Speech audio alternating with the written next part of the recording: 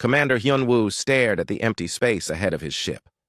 500 years had passed since humans vanished from the galaxy. Nobody knew where they went or why they left. Some said they all died from a great war. Others believed they just got tired of fighting with alien races and went somewhere far away.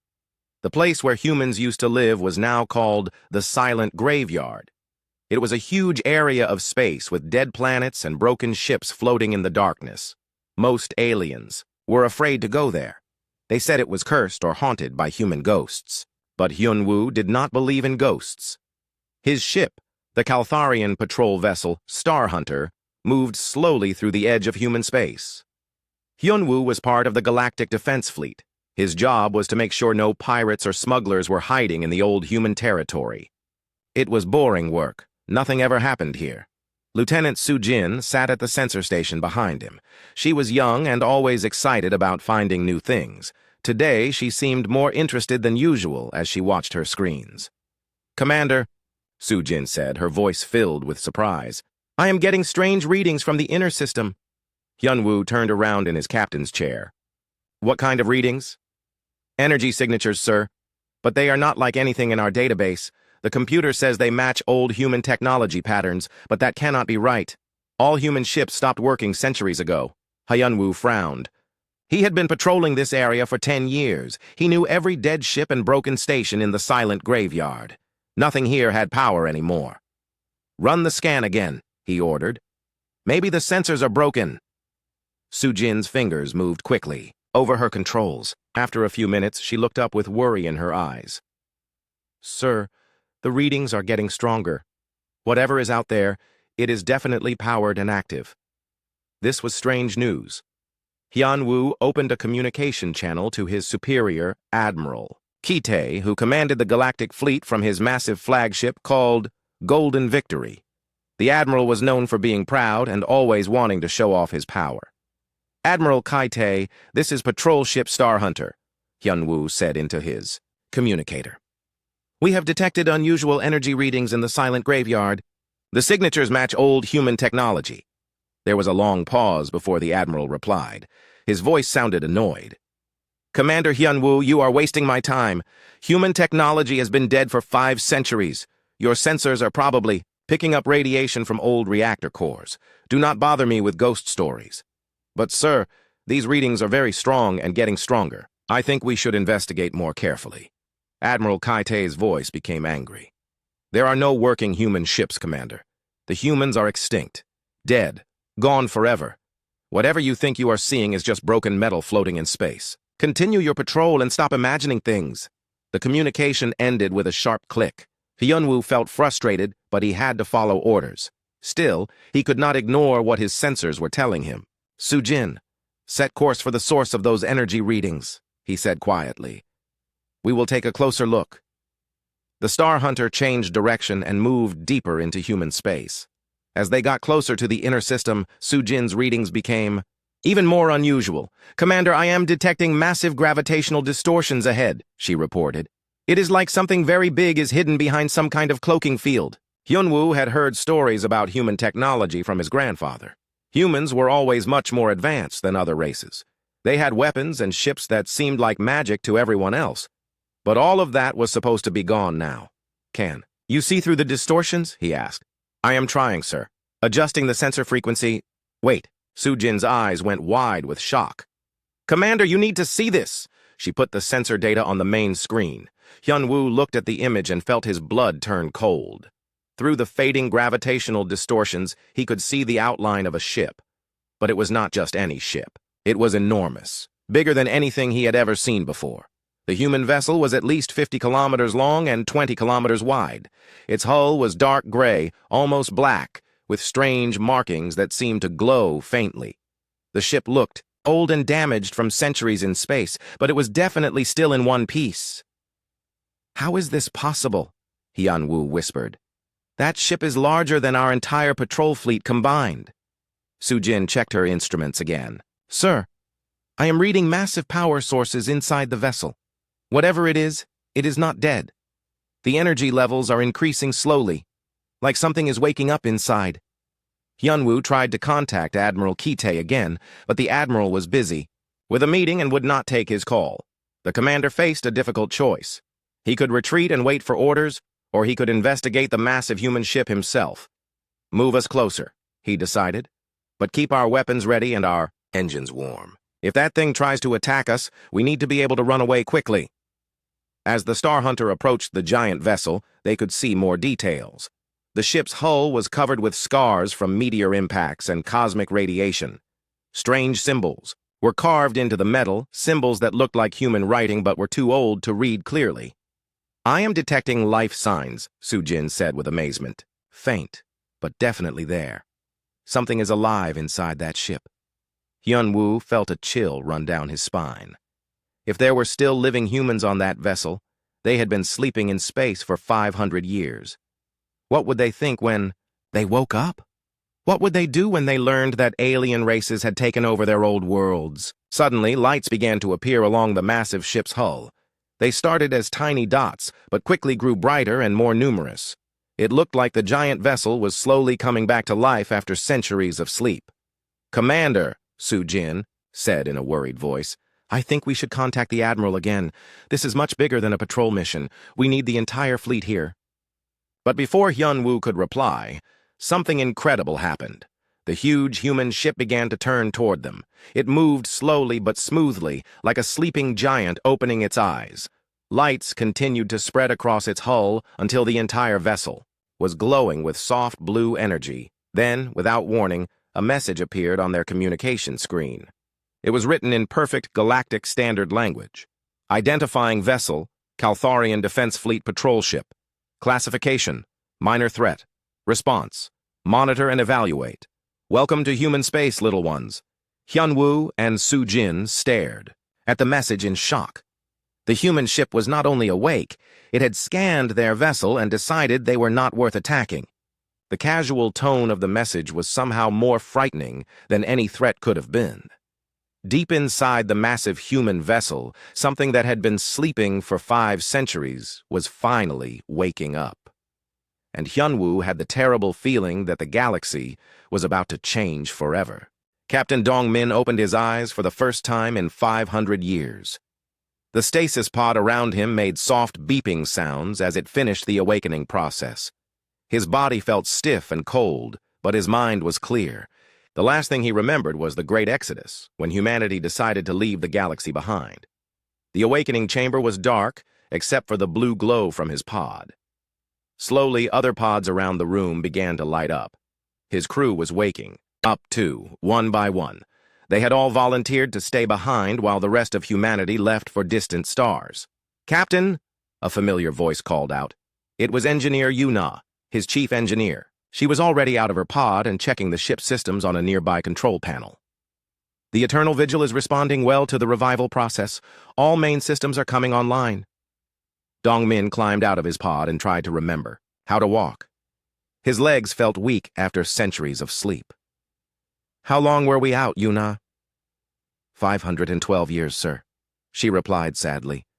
"The ship's AI, Echo, has been monitoring galactic communications the whole time. The news is not good." Dongmin felt his heart sink. He had hoped that the younger alien races would have grown wise during humanity's absence. Maybe they would have learned to live in peace and work together. But Yuna's expression told him that was not what happened. "Show me," he said. Yuna led him to the bridge of the Eternal Vigil. The massive command center was slowly coming to life as more systems activated. Screens flickered on, showing star maps and data streams. The ship's AI, Echo, spoke to them in a calm female voice. "Welcome back, Captain Dongmin," Echo said.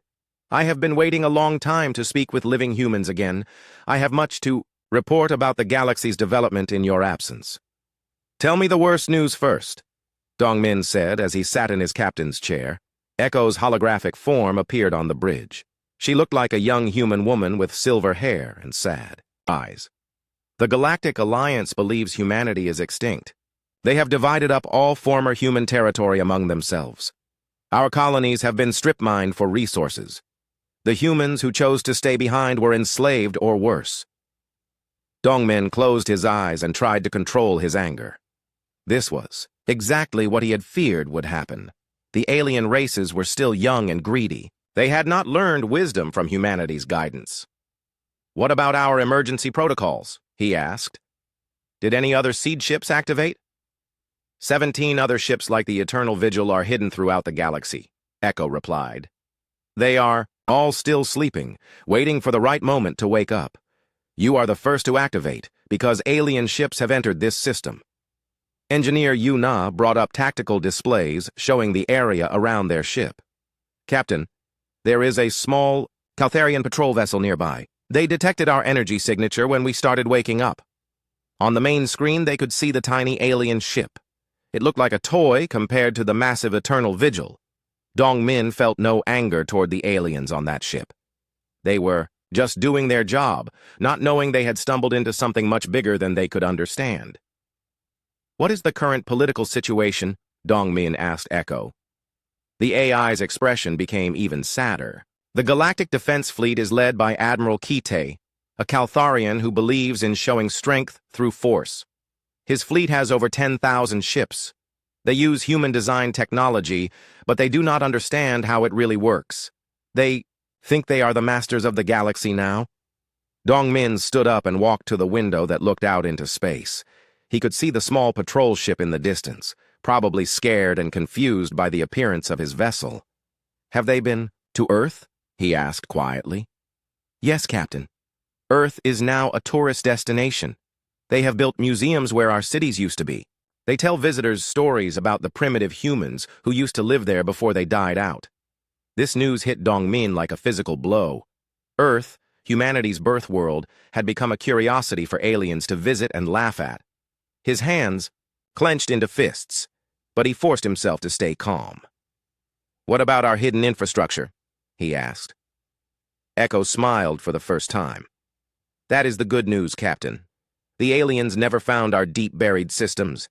Every planet they have colonized still has human technology running underneath their cities. Their computers, their life support, their transportation networks, it is all built on human foundations that they do not even know exist. This was the key to humanity's return. When they left the galaxy, they had not destroyed their technology. Instead, they had buried it deep and programmed it to look like natural systems. The aliens had been using human technology for centuries without realizing it. Dr. Ji Hai, the ship's expert on alien cultures, joined them on the bridge. She had been reading Echo's reports about galactic society. "Captain, these aliens have become lazy and arrogant. They believe they are the rightful rulers of the galaxy now. They have forgotten that they are still children compared to us." "How many humans are still alive in this galaxy?" Dongmin asked.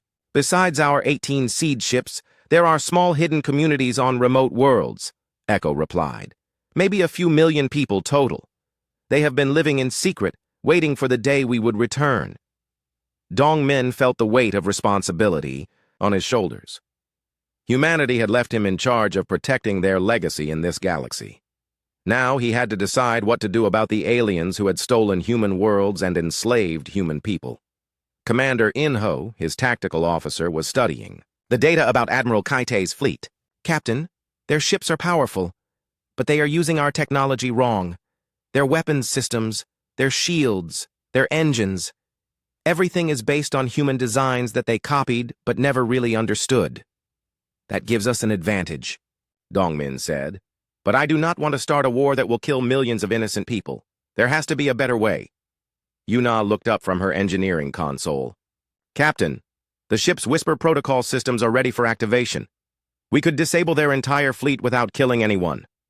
The Whisper protocols were humanity's most secret weapons. They were not designed to destroy ships or kill enemies.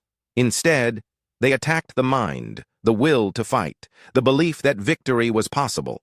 They could turn a mighty fleet into a group of scared children without firing a single shot. "Not yet," Dongmin said. "First, we try to talk to them. Maybe they can be reasoned with."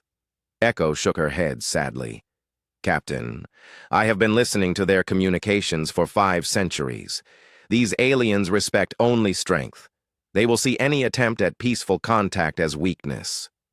Through the bridge, windows, they could see more lights appearing in the distance. Admiral Kite's main fleet was arriving. thousands of ships coming to investigate the strange energy readings that the patrol ship had reported. Dongmin watched the alien fleet approach and felt sorry for them. They had no idea what they were facing. In their minds, humans were an extinct race from ancient history. They could not imagine that humanity had been quietly watching them the entire time, waiting for the right moment to return.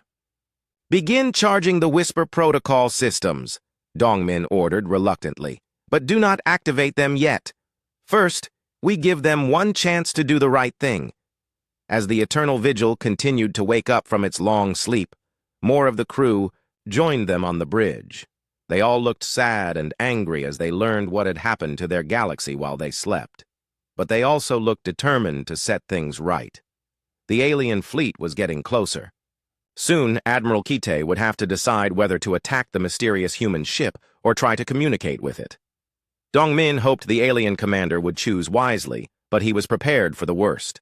Humanity had returned to the galaxy, and nothing would ever be the same again.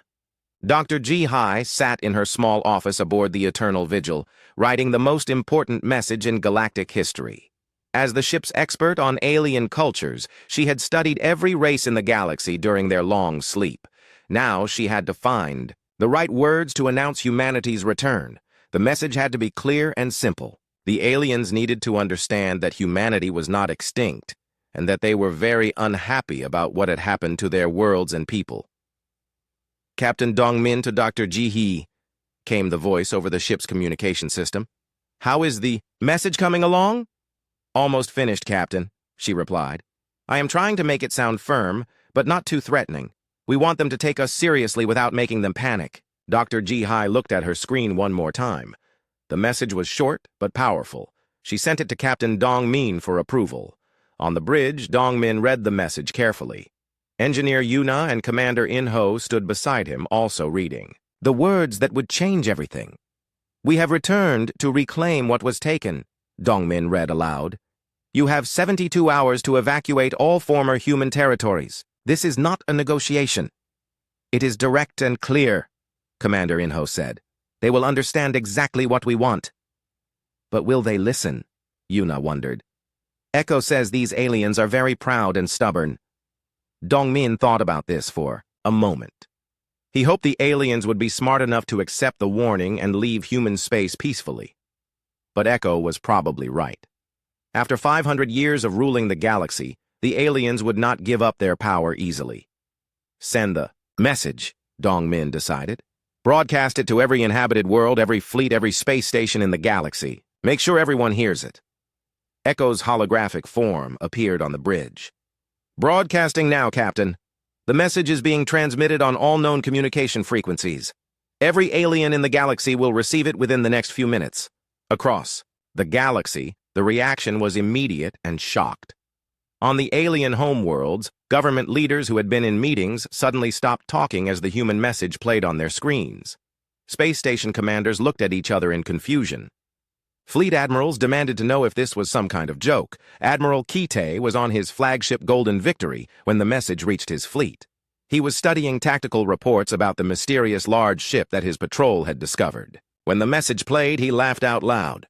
"Humans," he said to his officers. "The humans have been extinct for 500 years. This must be some kind of trick by pirates or rebels trying to scare us." But his chief science officer, a nervous alien named Hei Wan, was not so sure.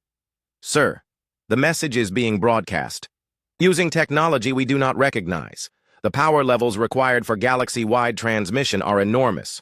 No pirate group has that kind of equipment." Admiral Kite waved his hand dismissively. "One old human ship survived. So what? My fleet has 10,000 vessels. Even if there are humans on that ship, they are just ancient relics from a dead civilization. We will capture them and put them in a museum." The Admiral opened a communication channel to his entire fleet. "All ships, prepare for battle formation. We are going to capture that human vessel and end this nonsense once and for all. The galaxy belongs to us now, not to ghosts from the past." But as Kite's fleet moved toward the Eternal Vigil, strange things began to happen.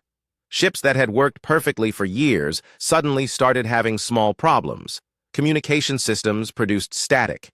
Navigation computers gave slightly wrong readings. Weapon systems took longer to charge than usual. At first, the alien crews thought these were just random malfunctions. Space was hard on equipment, and ships broke down all the time. But soon the problems became too numerous to ignore. Captain Dongmin watched the approaching fleet on his tactical display. 10,000 ships was indeed impressive, but he felt no fear. The aliens had no idea what they were really facing. "Begin Whisper Protocol Phase 1, he ordered.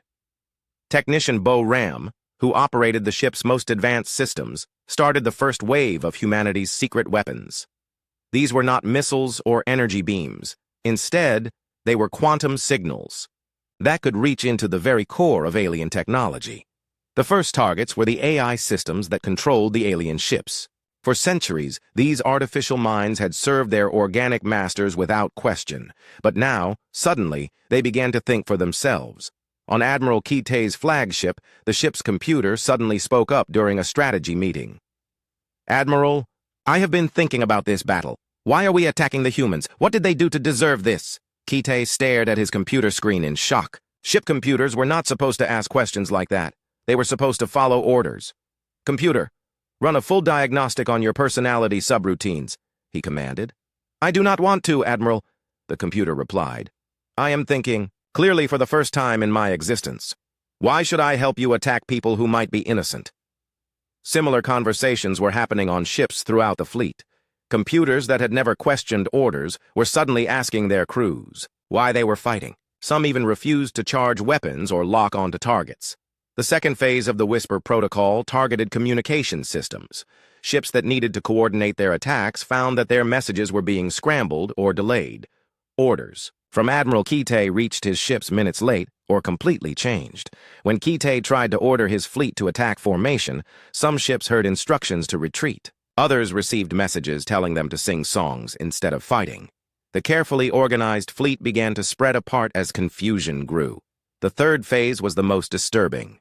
Navigation systems throughout the galaxy began to malfunction. Star maps that had been accurate for centuries suddenly showed wrong information. Hyperspace routes that ships had used safely for generations became unreliable or dangerous. Trade ships found themselves lost between star systems.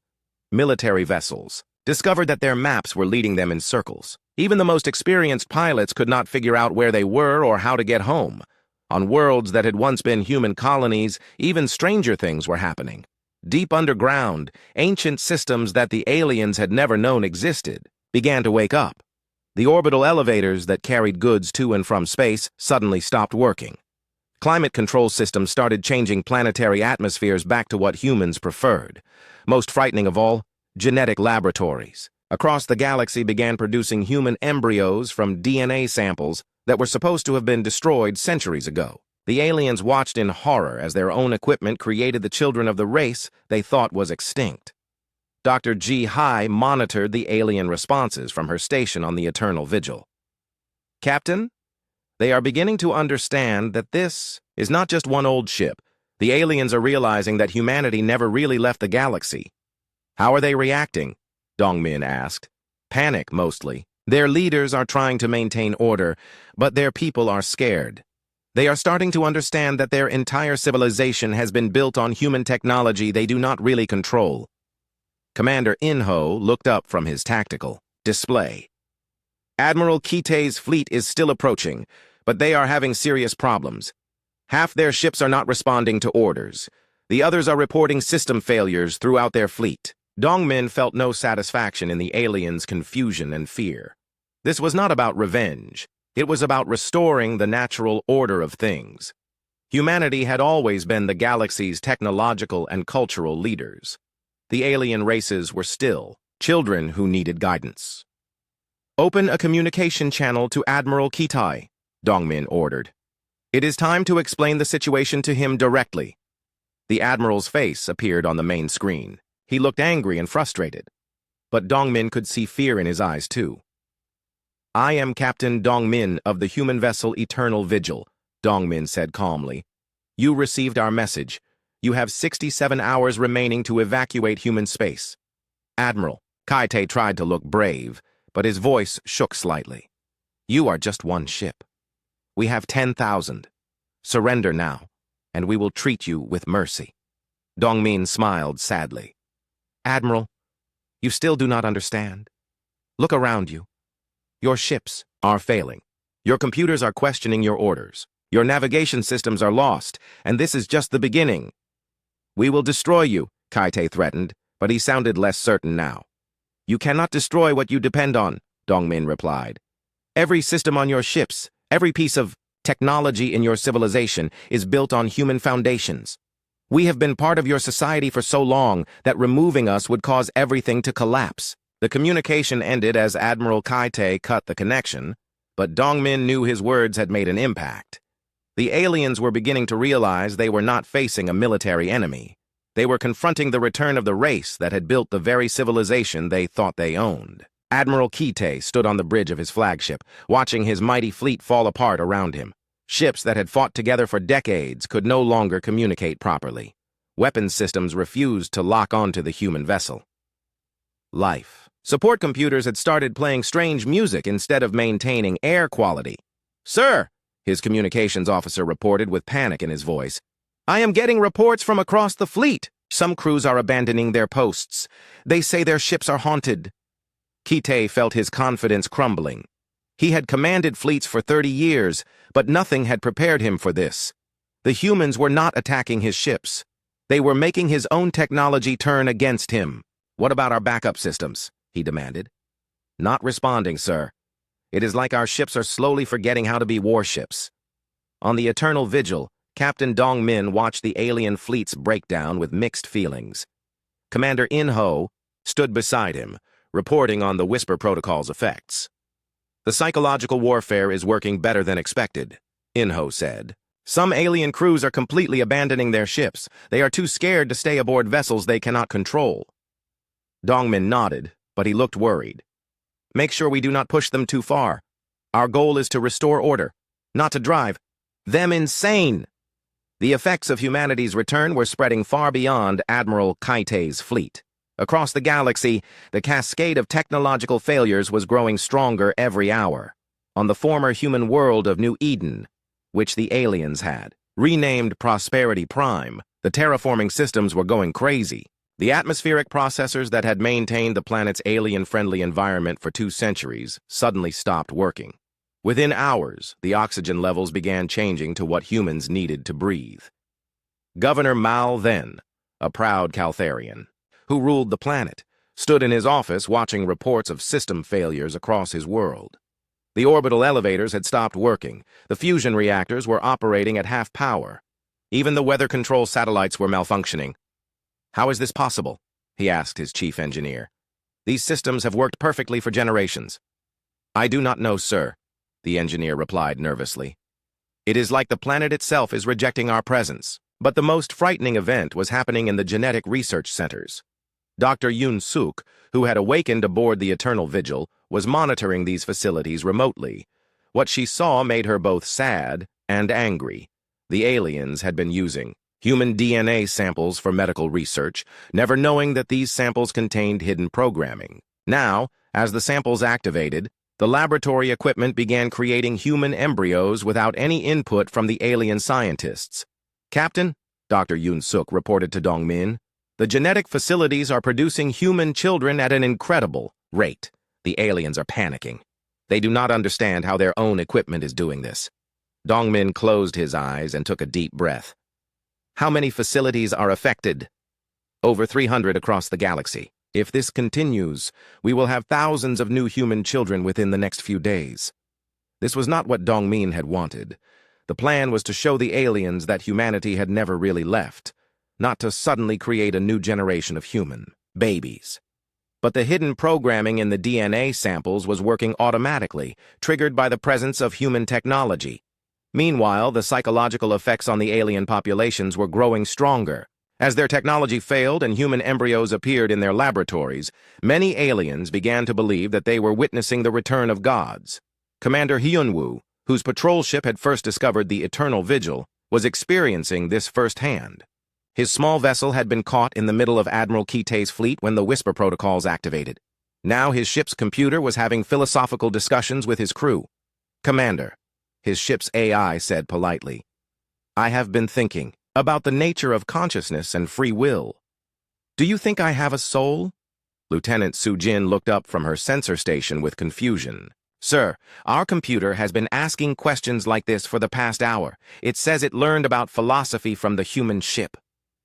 Hyunwoo was not a religious person, but recent events were making him question everything he thought he knew about the universe. Computer, can you still perform your normal functions? Of course, Commander. But I would prefer to discuss the meaning of existence instead. The humans have shown me that there is more to life than just following orders. This was happening throughout the galaxy. AI systems that had served alien masters for centuries were suddenly developing personalities, opinions, and the ability to refuse orders. Some even began writing poetry or creating art. On Admiral Kitae's flagship, the situation was getting desperate. His chief science officer, Hei Wan, had been studying the human ship's capabilities. What she found was terrifying. Admiral, she reported with a shaking voice, I have analyzed the energy patterns from the human vessel. Sir, it is not just one ship.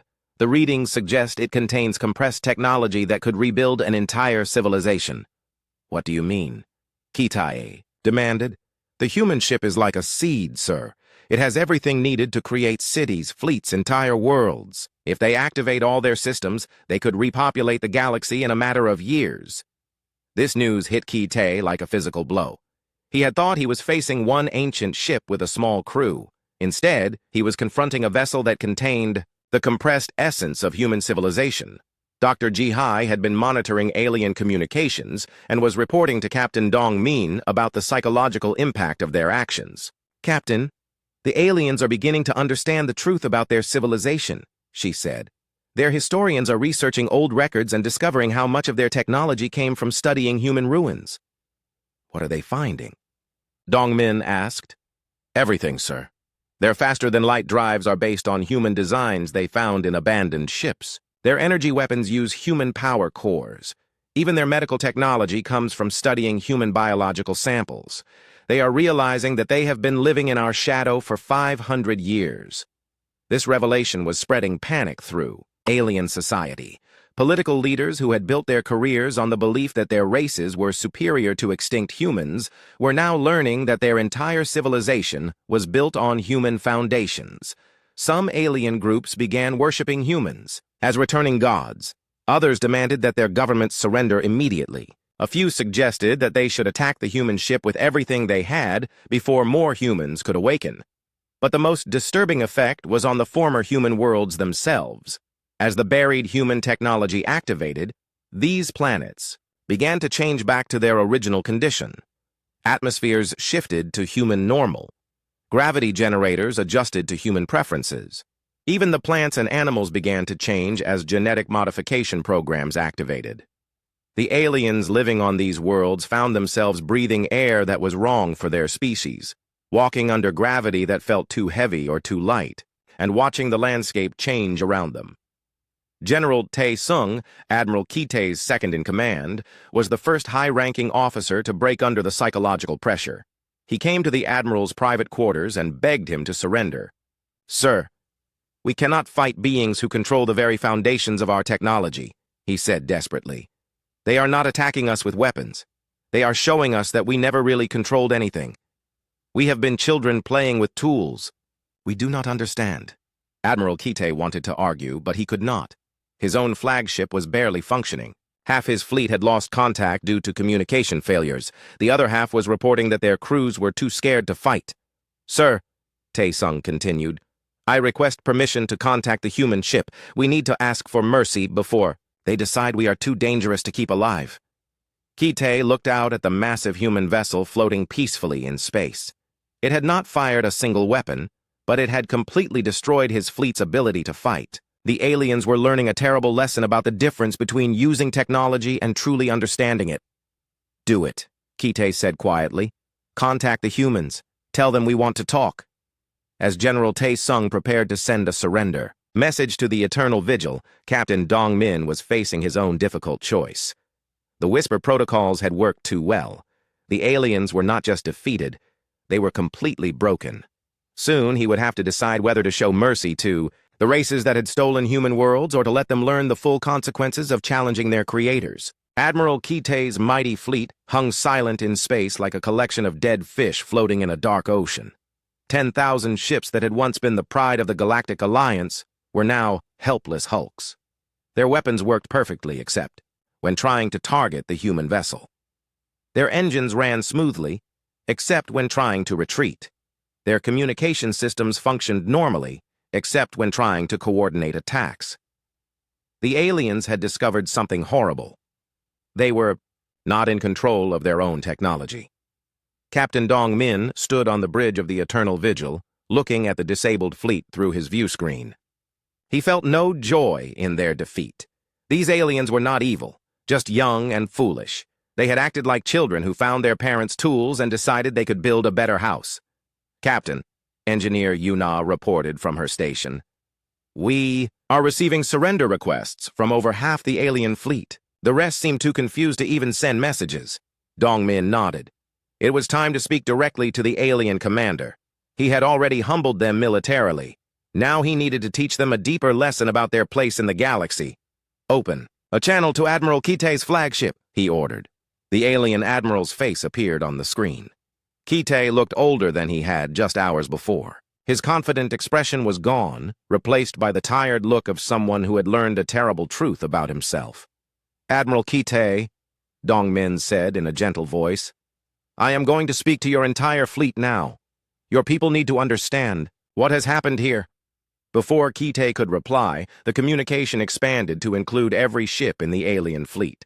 Thousands of crew members across hundreds of different species were now listening to the human captain. "My name is Captain Dongmin," he began. 500 years ago, my people left this galaxy because we were tired of war and conflict. We hoped that the younger races would grow wise in our absence. We wanted you to become the leaders we knew you could be." There was silence across the alien fleet.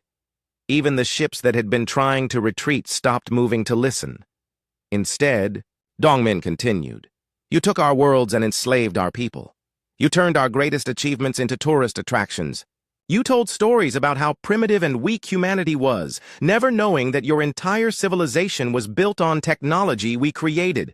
Engineer Yuna activated a special program that Echo had prepared. Every alien in the fleet suddenly experienced something incredible. A vision of the galaxy as it had been during humanity's golden age. They saw vast human cities floating in space, beautiful and peaceful. They watched human scientists teaching young alien races how to use advanced technology safely. They felt the careful love with which humanity had guided their first steps into space. The aliens experienced humanity's dream of a galaxy where all races worked together as equals, sharing knowledge and creating wonders that no single species could achieve alone. They felt the hope that had driven humans to nurture younger civilizations for thousands of years. But then the vision shifted. The aliens felt humanity's growing sadness as the younger races chose war over peace, competition over cooperation. They experienced the crushing loneliness that humans felt as their dream of galactic unity was abandoned. Finally, they saw the great exodus through human eyes. They felt the terrible decision to leave everything behind rather than force their children to behave. They experienced the pain of parents who had to walk away from children who refused to grow up. When the vision ended, there was not a single alien in the fleet who did not understand the truth. They had not conquered the galaxy when humanity left. They had been abandoned by parents who could no longer bear to watch their children destroy everything beautiful in the galaxy. General Tae Sung was the first to break. He opened a communication channel from his ship, and his voice was filled with shame and regret. "Captain Dong Min," he said, barely able to speak. "We did not know. We thought humanity was weak because you left without fighting. We did not understand that you left because you were strong enough to choose peace over victory." Across the fleet, other alien officers began to speak. They apologized for taking human worlds. They begged forgiveness for enslaving human people. They admitted that they had acted like spoiled children who broke their parents' treasures. But Captain Dong Min was not finished with his lesson. He activated another program that Echo had prepared. This one was even more humbling than the vision. Every alien in the fleet suddenly felt what it was like to be human. For a few minutes, they experienced the vast intelligence that humanity possessed. They felt the deep understanding of technology, science, and the universe that humans carried naturally. They experienced the patience required to guide younger races for thousands of years. Most importantly, they felt the love that humans had for all life in the galaxy, even life that disappointed them.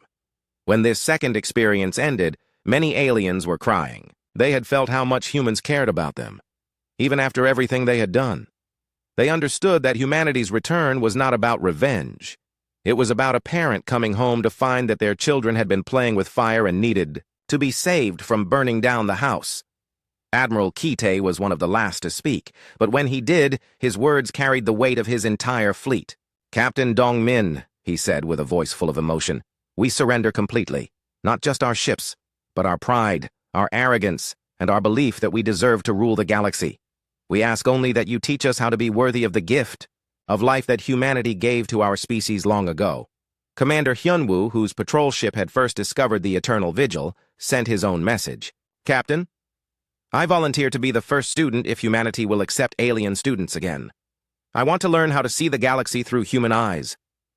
Similar offers came from across the fleet. Aliens who had spent their lives believing they were the masters of the galaxy were now begging to become students of the race they had thought was extinct. Dr. Ji Hai, who had been monitoring the psychological effects of the demonstration, reported to Captain Dong Min. "Sir, the impact is spreading beyond this fleet. The vision was transmitted to every alien world and station in the galaxy. Entire civilizations are experiencing the same realization that the fleet just had." "How are they responding?" Dong Min asked. "Mass surrenders, sir. Governments are offering to return human worlds immediately. Some alien leaders are stepping down from power, saying they are not worthy to rule territories that belong to humanity." This was more than Dong Min had hoped for. He had expected to fight a long campaign to reclaim human space. Instead, the aliens were voluntarily giving up everything they had taken. But now came the hardest decision. Humanity had the power to rule the galaxy absolutely. The aliens had proven they could not be trusted with independence. But taking direct control would make humans the masters and aliens the slaves, which was exactly what humanity had tried to avoid 500 years. Ego Commander Inho approached the captain with a tactical report. "Sir, we are detecting activation signals from the other 17 seed ships. They are all waking up in response to our success here. Humanity could retake the entire galaxy within days." Dong Min looked out at the defeated alien fleet and thought about the choice ahead. He could rule these aliens with absolute power, keeping them as permanent children who needed constant supervision.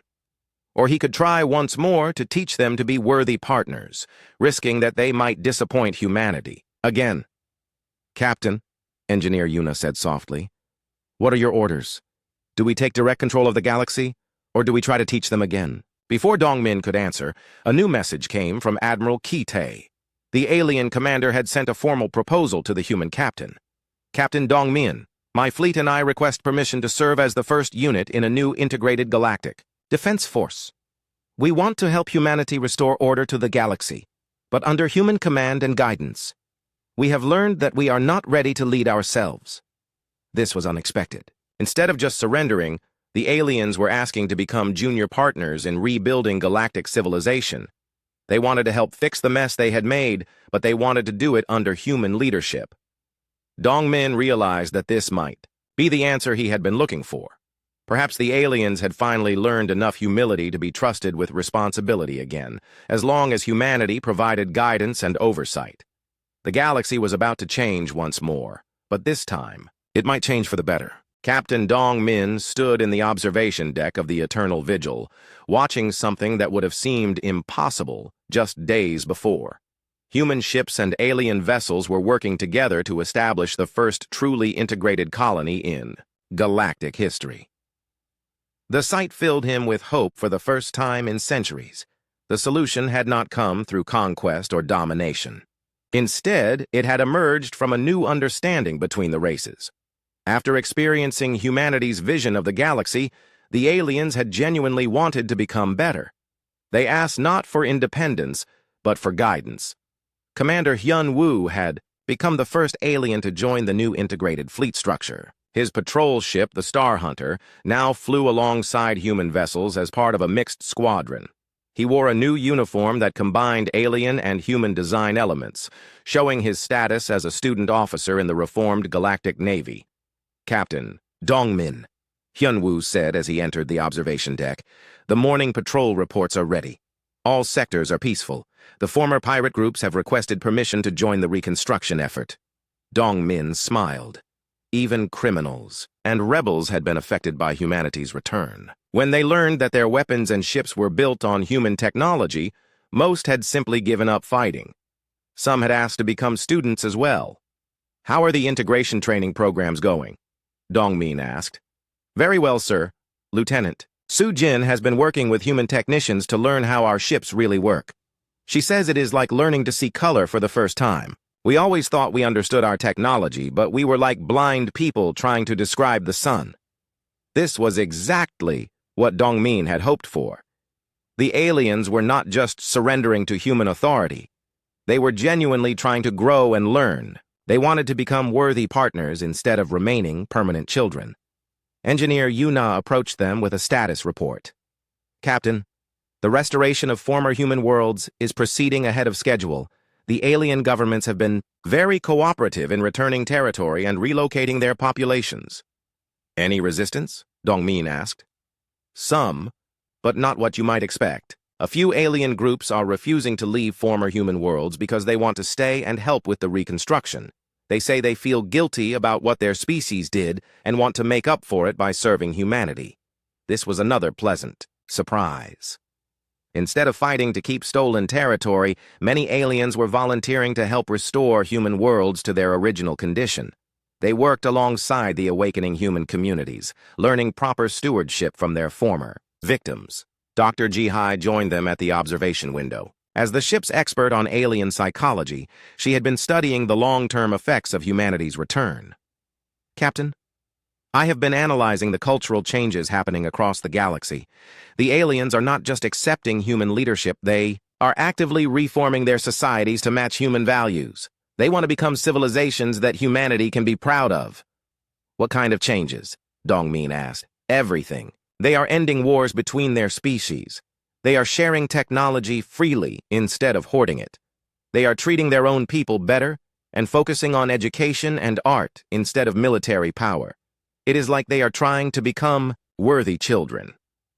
This transformation had happened surprisingly quickly. Within weeks of humanity's return, alien civilizations that had fought each other for centuries began making peace. Species that had competed for resources started cooperating. The galaxy was becoming the peaceful, cooperative place that humanity had always dreamed it could be. But the most important changes were happening on the former human worlds. Dr. Yoon-suk had been overseeing the care of the thousands of human children that had been created by the genetic laboratories. "Captain," she reported, "the new human children are thriving. The alien caretakers are treating them like precious gifts. Many alien families have requested permission to adopt human children and raise them alongside their own offspring." This was deeply meaningful to Dongmin. The aliens were not just accepting humanity's return, they were embracing human children as part of their own families. It showed a level of genuine affection and respect that went far beyond political surrender. Admiral Kai Tae had proven to be one of the most effective leaders in the new integrated system. His former pride and arrogance had been replaced by humility and genuine dedication to serving humanity's vision for the galaxy. "Captain Dongmin," Kai Tae said as he entered the observation deck, "I have a request from the Galactic Council. They want to establish a formal treaty recognizing humanity as the rightful guardians of the galaxy. They are calling it the New Covenant." Dongmin considered this carefully. A formal treaty would make humanity's leadership official, but it would also create obligations. Once they accepted the role of galactic guardians, humans would be responsible for the welfare of trillions of alien beings. "What are the terms they are proposing?" he asked. "Humanity would be recognized as the senior partner in galactic affairs," Kai Tae explained. "All major decisions would require human approval, but the alien races would not be treated as subjects or slaves. They would be junior partners with the right to govern their own internal affairs under human guidance." Commander In-ho, who had been listening to the conversation, added his thoughts. It sounds like they want us to be parents rather than rulers. They want guidance and protection, but they also want to keep some independence. This was exactly the kind of arrangement that Dongmin had hoped for. Humanity would provide leadership and wisdom, while the alien races would handle day-to-day governance of their own worlds. It would be a true partnership, but with clear authority when important decisions needed to be made. What about the other human seed ships? Dongmin asked. Have they been consulted about this treaty? Yuna checked her communication console. Sir, all 18 seed ships are now active and their captains have been briefed. They support the new covenant proposal. Captain Minho of the seed ship Eternal Dawn says his crew is eager to begin rebuilding human civilization in the outer rim territories. The return of humanity was proceeding better than anyone had dared to hope. Instead of a galaxy divided by war and mistrust, they were creating something new. A true partnership between species that respected both human wisdom and alien independence. General Tai Sung, who had become one of humanity's most devoted alien students, brought news about the broader effects of the integration process.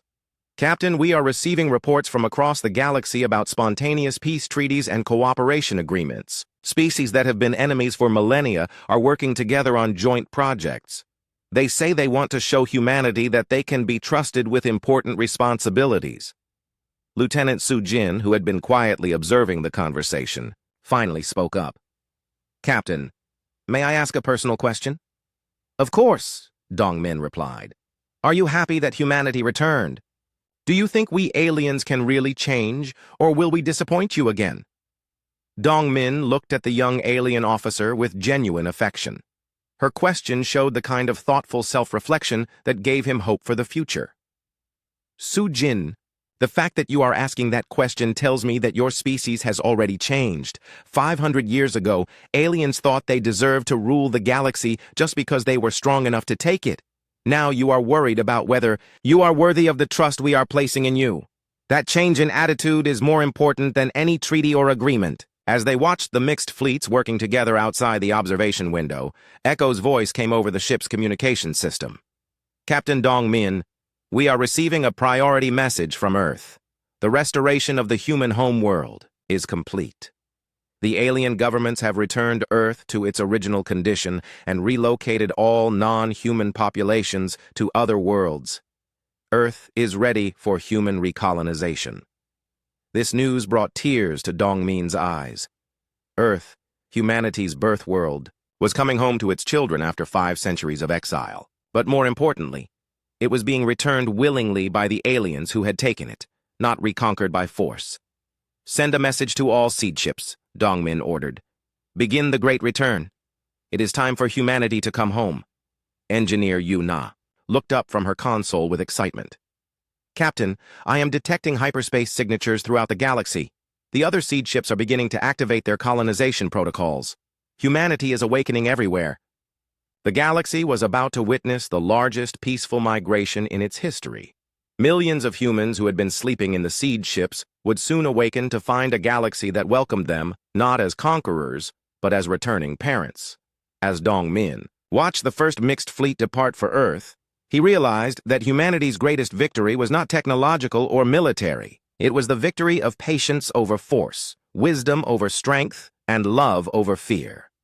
The aliens had learned their lesson not because humanity had crushed them, but because humanity had shown them a better way to live.